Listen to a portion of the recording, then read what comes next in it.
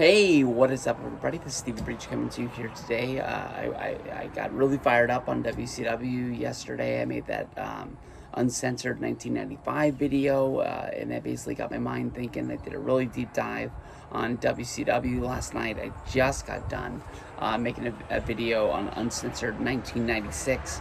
But I think that's the worst WCW pay-per-view of all time. But another thing that I talked about in the uncensored 95 was the birth of the ultimate surprise. Basically, the Renegade and his debut in WCW, and I was just thinking that how bad the bait and switch was. But last night I really got to thinking, and I had to look up Starrcade 1996. I think that honestly, WCW was hitting on all cylinders right then. At that time, the NWO was hot, but they were starting to show cracks that they were able actually to be beaten. But the Starrcade 1996 match, to me, honestly, was the ultimate bait and switch that I think that WCW ever did. They built up Roddy Piper coming into WCW. He's fresh off his run as the commissioner of the WWF. He had the main event against Jerry the King Lawler at the King of the Ring, and then he just kind of turned into a mouthpiece that would come out every once in a while to try to book matches, and when things would get out of control, he would come out there and try and put it together. Vince, it kind of put him out the pasture. He really thought that he still had a name in wrestling. Eric Bischoff thought if he put him on TV, that it would really get people brought in. It doesn't matter WCW, doesn't matter if it's TNA. I think that Eric Bischoff is really big on, even if it's not going to be the main thing you want them watching, if you bring them back with old names that you remember from the past, it's going to get them hooked, because they want to see something that they had seen before. Basically, at Halloween Havoc, you had Hollywood Hogan beat the Macho Man.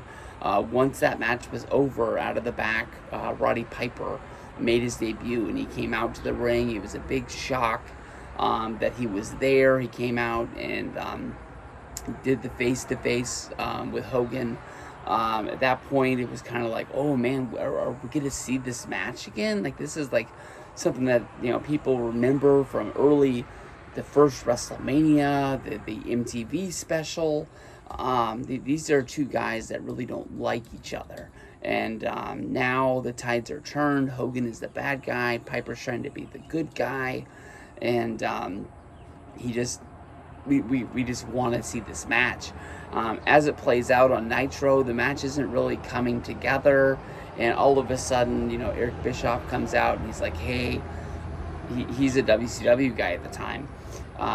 He's saying hey, I've done everything I can. I can't sign Roddy Piper to a deal. It's like Piper really doesn't want to fight Hogan. He showed up at Halloween Havoc. They made the challenge, but there's no pen to paper. It's just not going to happen. At that point, Piper comes out, and it's exposed that Eric Bischoff really didn't go out to Oregon, really didn't try to sign Piper. Hogan is the one who doesn't want to have this match, so Bischoff is not signing Piper to a deal, so the match cannot happen. That's when he has was the road crooked, was the road straight, is exposing Eric Bischoff as the mole that he is, and that's when we find out he actually is the money man in the WO, making it run. And he turns to being a bad guy, which kind of pushes Ted DiBiase. At that point, Ted DiBiase was $1 billion Ted, and you thought he was the guy funding the whole thing for all the WWF guys to come to WCW and run wild. But the match of the millennium, the biggest match of all time, the greatest show of all time, Starrcade 1996, I'll give it to him. I mean, if you go back to Fall Brawl, when they had Sting walk out on WCW, I really would have rushed Sting to be in this match. It really didn't make sense to me why they didn't do Sting versus Hogan at the time. You can say now, though, because they wanted Sting to sit out so long, so he really was the face of WCW, and somebody had to stand up to the NWO. Um, I don't really believe that. I think that honestly that maybe they were looking at having a really big show, but I don't think they really knew it was going to be Starrcade the next year. I don't think that's really the way WCW worked. I understand they had a huge payroll. I think they had a lot of wrestlers. Sting was one of the biggest names that they had. And for him just to be hanging out in the rafters and know that he's going to be out for over a year with no injury, he's wrestling a little bit over in Japan, that really doesn't do anything for WCW. And I don't think that's the way WCW booked at the time. I think that honestly, it might have got pushed back farther because Piper was a bigger name in the world of wrestling coming from the WWF, and maybe they were like, oh shoot, this is big. Let's push this Sting thing back as long as we can. Because during the show, Sting really isn't even involved with this Piper match. Sting actually comes out during the Luger versus the Giant match, which is where we actually see Luger defeat the Giant. This match was really set up because Giant had won World War III by eliminating Luger for the NWO to get to win. But during this match is actually when Luger is able to pin the Giant. It's the first loss that the NWO had really had, I think, ever. They even won World War III, so that you can't even say that WCW won that. Any match that NWO would have been in, they didn't wrestle a ton because they really weren't in the company. They hadn't had Sold Out yet. Or no, that wasn't even until the next Starrcade when they had the stipulation where basically they could have a match anytime. So anytime the NWO came out, I think that it was like, or no, did they win that in War Games? I know there was a stipulation at one point. Now I'm an idiot. That they had won, where basically they were able to be on shows, because it really wasn't like they were just like causing havoc and interrupting and just putting themselves into matches. Matches had to be really named for them to be able to like have match graphics and things like that. But Luger was able to get the win. That was the first time anybody had beat the NWO, and it's probably the biggest push in Lex Luger's career. I mean, he had been former, NWA, WCW champion. He had been the main guy in the WWF, but this run where he was like the main guy going up against the NWO in the ring, because Sting wasn't wrestling matches, honestly was huge. We'll get to the main event, but this show basically, Ultimo Dragon against Dean Malenko, great match to kick it off. We got a women's championship match. I think this is like one of the only times that the belt was defended. It basically, they created a belt for Medusa to go after. Somebody beat Medusa, and then we never saw that girl or the belt almost ever again in WCW. Liger beat Rey Mysterio. Jeff Jarrett beat Chris Benoit. The Outsiders beat the Faces of Fear, Megan Barbarian. Eddie Guerrero defeated DDP for the U.S. belt. Luger beat Giant. So it's a show, top to bottom. This is their WrestleMania. It happens in December, but it's not a great show, but it's a good show. Most people are watching because they're there for the NWO. Hogan comes out. He brings the belt with him. They put the belt up in the air. They have the match. Roddy Piper comes down. It's two guys. They're not as old as you think they are, but when you're watching wrestling, you really thought these were like the legends of wrestling. They really thought they were hanging on by a thread. I know a lot of people always bring up the whole, how old AJ Styles is now, and nobody thinks that guy's old, and he's built like a brick horse. But during this match, we basically have the Giant come down, and the Giant picks up Piper to give him a big choke slam in the ring. Of course, the plan is after that, Hogan's going to drop the leg drop. Hogan's going to get the pinfall, 1, 2, 3.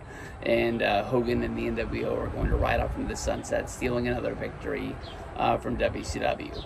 But when the Giant picks up Piper, he has to hold him up there for the longest time because we have a fan who I think is pro NWO, slides into the ring to do something, and basically they have to attack the fan. They have to get him out of the ring, and it almost hurts the finish because nobody's really paying attention to what's going on.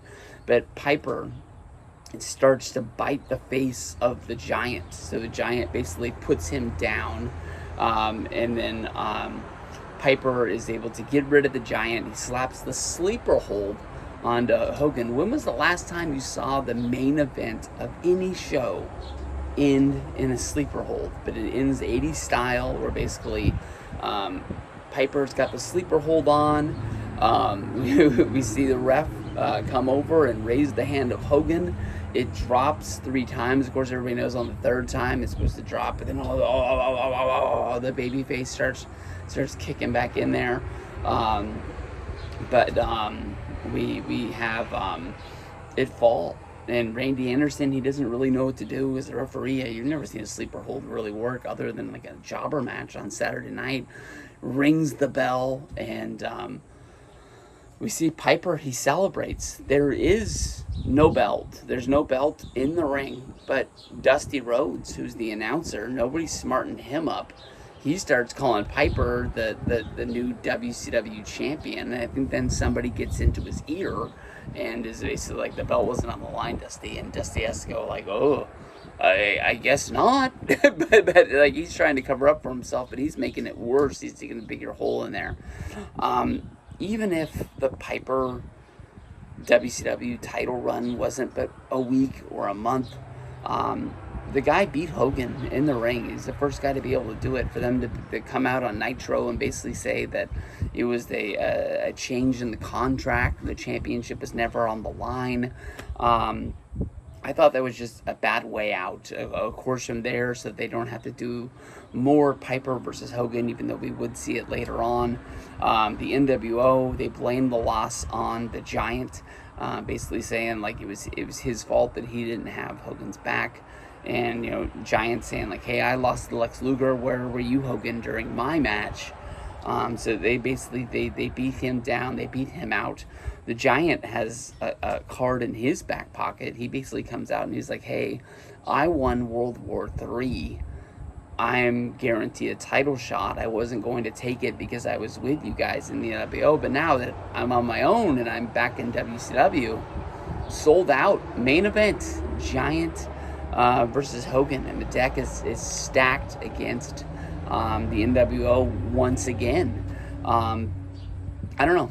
I don't think that Sold Out is as bad a show as a lot of people think it is, but they start moving in a direction where WCW kind of doesn't know what they're doing, and almost if they had less shows, like the big pay-per-views to put together, I think they could put it together a little bit better and get it back on track. But the fact that, you know, every 4 weeks they have these pay-per-views that they got to sell the fans, and they need some oohs and ahs, I think that's when they start doing the fast booking and stuff stops making sense as much. But Starrcade is as much of a, I don't think it's a great show. It's not the worst, but it is like the first time as a fan you're like, how is the title not on the line?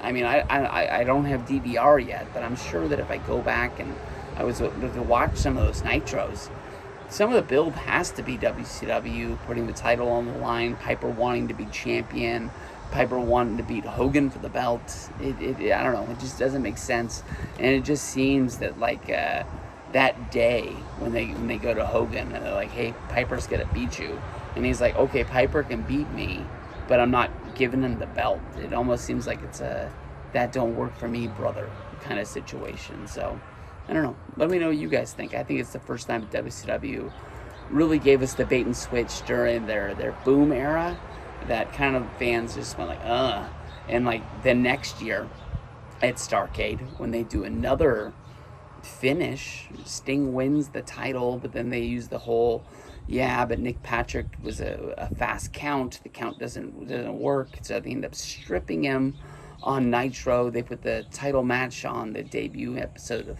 Thunder.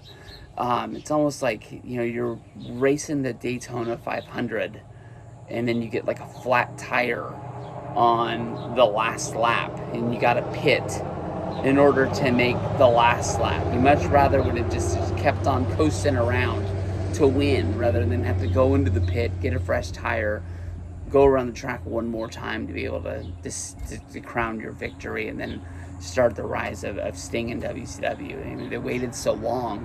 Why not put the title on them for real right out of the gate at their major show?